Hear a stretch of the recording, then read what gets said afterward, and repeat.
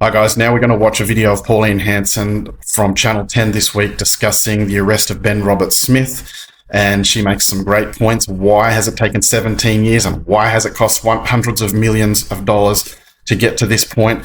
Wasn't there military hierarchy who should have done reports and dealt with this at the time? So let's watch this video and I'll make some more comments at the end. Is Senator Pauline Hanson. Pauline, you've declared you will not abandon Ben Roberts-Smith like other politicians. He has been charged over the murder of 5 unarmed civilians. Surely your support is not unconditional. I see Ben Roberts-Smith as a highly decorated war hero, and he always will be that to me. We're talking about 17 years after the fact. You know, this evidence that's been brought against him, yes, there is a process and it will go through the court system.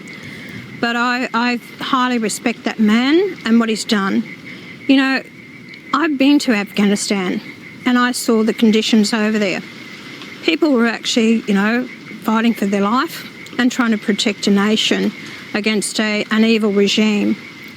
And I just feel that, you know, they weren't asked to go. They signed up to it to fight in wars on behalf of the Australian people. And I think that after this period of time and the cost of $300 million plus to the Australian taxpayer to bring this man to the state that they have now, and I think it's disgraceful. And I'm not happy with the way they went about trying to arrest him, the way they did arrest him. Senator, that $300 million figure, where are you getting that from? That's been reported. It's cost that amount of money over this period of time to pursue Ben Roberts-Smith.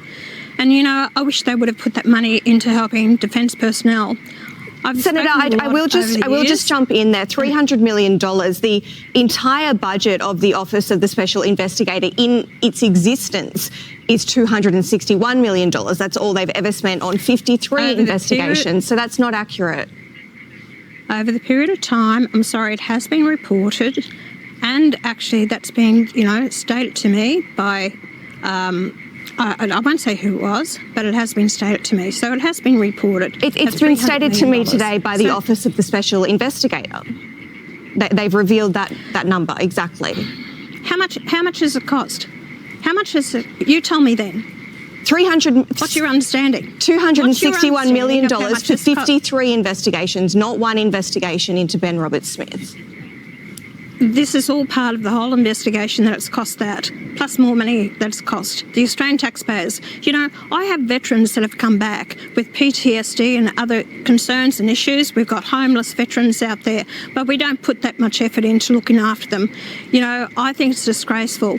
And I know for a fact that former and current serving SAS personnel are fully behind Ben Roberts-Smith, as are many other hundreds of thousands, if not millions, of Australians, and they see him as a hero. I think the way that he's been treated is disgraceful. The way he was arrested on that plane in front of his 2 children, which could have been done a lot better than that.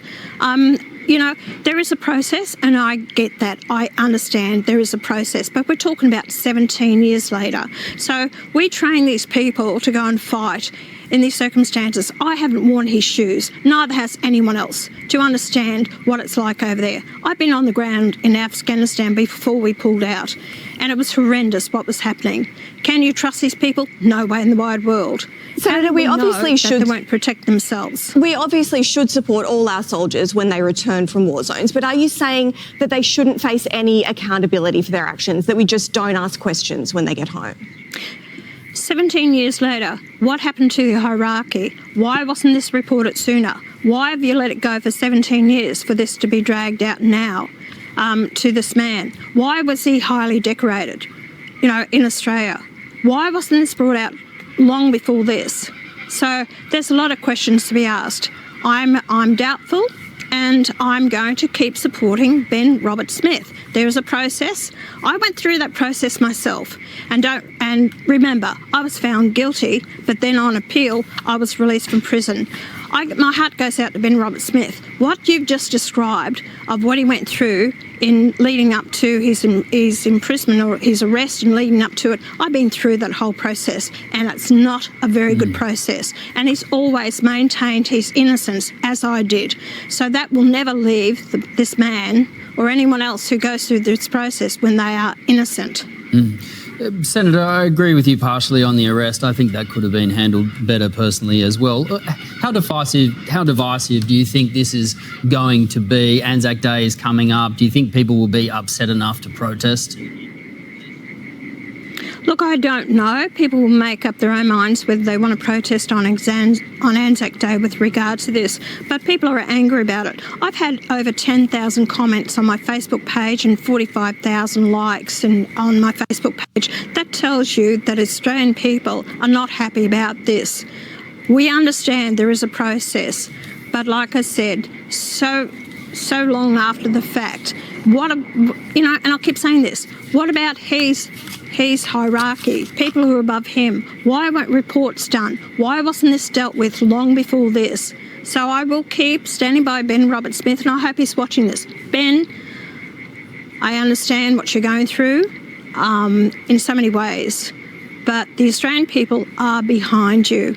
They think highly of you, and so does your family and your mum and dad. And I've spoken to them, and they just love you to death. So never forget that, mate. Yeah. Senator, it certainly is a divisive issue, and we have not heard the end of it. Thanks for coming on the program tonight. We appreciate it. Thank you. To me, what Pauline has outlined is just a symptom of a broken system of government and elites and lawyers who hate our country and are attacking our heroes, attacking Australians. Put it this way.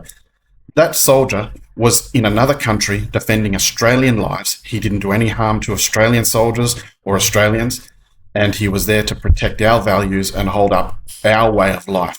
He is regarded as a hero, and these people have spent 17 years trying to investigate and trying to pin something on him that clearly isn't obvious, that there clearly isn't enough evidence for, and they've spent over hundreds of millions of dollars to do this. What a waste of money. If they've spent that much time and that much money, can you imagine how determined they are to get a result of it? This money should have been spent on looking after our veterans, on caring for those people who have come back injured and psychologically damaged from protecting other Australians. That money and time spent is clearly the symptom of a damaged and broken legal and political system. So let me know in the comments what you guys think.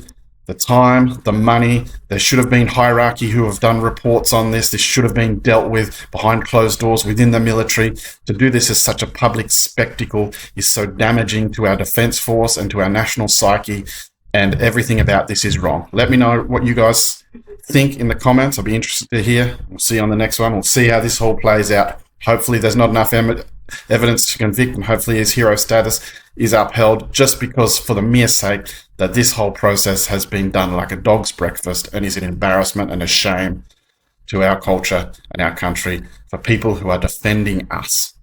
Cheers, guys. See you in the next one.